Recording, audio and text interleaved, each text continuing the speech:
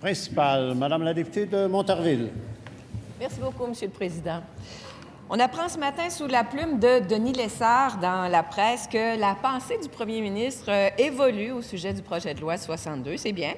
Le gouvernement envisage, semble-t-il, de se rallier au compromis proposé par la CAQ et appuyé par l'ensemble des oppositions. Alors, je rappelle ici ce que nous avons proposé. Des services à visage découvert sans exception, des balises claires pour les accommodements religieux et finalement l'interdiction du port de signes religieux pour les employés d'État en position d'autorité coercitive, soit policiers, juges, procureurs de la Couronne, gardiens de prison, comme le recommandait Bouchard-Taylor. L'unanimité ici, Monsieur le Président, est à portée de main. À notre avis, ce compromis passerait le test des tribunaux. Le gouvernement en doute, alors rien ne l'empêche d'invoquer au besoin la clause « nonobstant ». Vous savez, l'Assemblée nationale a déjà adopté 41 lois comprenant la clause nonobstant. Alors, la ministre de la Justice va-t-elle accepter le compromis proposé par la CAQ? Madame la ministre de la Justice. Monsieur le Président,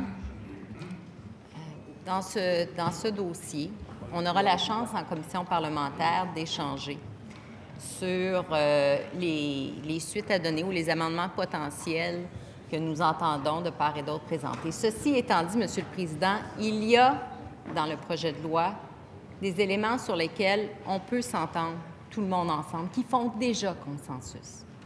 Dans le projet de loi, on prévoit clairement que la prestation de service et la réception de service se fait à visage découvert. On s'entend là-dessus. Alors, il y a moyen de faire un bout de chemin, d'adopter les éléments du projet de loi, notamment les balises sur les accommodements religieux. Nous entendons sur le fait qu'il doit y avoir des balises, l'égalité homme-femme, le principe de la réciprocité. On s'entend là-dessus. Pourquoi ne pas adopter ensemble ce sur quoi nous nous entendons? Il y a des valeurs qui nous sont chères, comme celle de la liberté, du respect des libertés individuelles, Monsieur le Président. Première complémentaire, Madame la députée de Montarville. Monsieur le Président, interdire les signes religieux, ce n'est pas un enjeu inexistant. Il faut vivre dans une grotte depuis 10 ans pour ne pas se rendre compte que c'est une préoccupation réelle, importante de la population. Monsieur Gérard Bouchard pense même qu'il est urgent d'intervenir de manière énergique et ce, de façon préventive s'il le faut. Il ne faut pas attendre la prochaine crise pour réagir. Le gouvernement va-t-il enfin écouter la population, adopter Bouchard-Taylor et cesser de s'isoler dans son idéologie?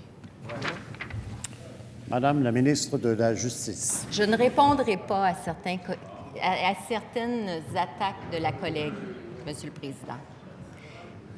On a des valeurs, on respecte les libertés individuelles. On respecte de ces libertés individuelles-là la liberté de religion. Cette liberté de religion que l'on retrouve à l'intérieur notamment de la Déclaration des droits de l'homme. Cette liberté de religion est celle de pouvoir exprimer cette religion. Monsieur le Président, nous, on croit dans une société qui est inclusive. Inclusive. Je ne peux pas en dire autant de la part de la collègue de Montarville, Monsieur le Président. En terminant, Madame la députée de Montarville. Deuxième complémentaire. Ces motifs indignes, on repassera, Monsieur le Président. Il faut que le gouvernement se serve des outils à sa disposition qui sont dans la Charte, comme la clause nonobstant, quand la situation l'exige. Je rappelle à la ministre que c'est l'article 33, si elle l'a oublié.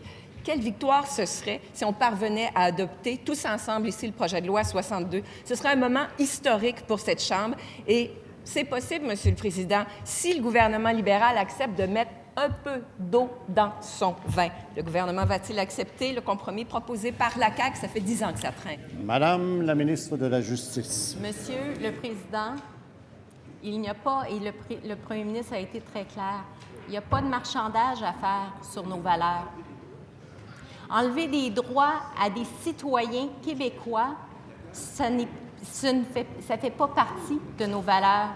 Nous sommes un parti qui est le parti pour qui les libertés individuelles sont une valeur, le respect des libertés individuelles est une valeur qui n'est pas marchandable. Alors, Monsieur le Président, Oui, on peut s'entendre sur les éléments qui font consensus parce que le projet de loi 62 prévoit des éléments qui font consensus. terminant. Cessons de politiser ce débat-là.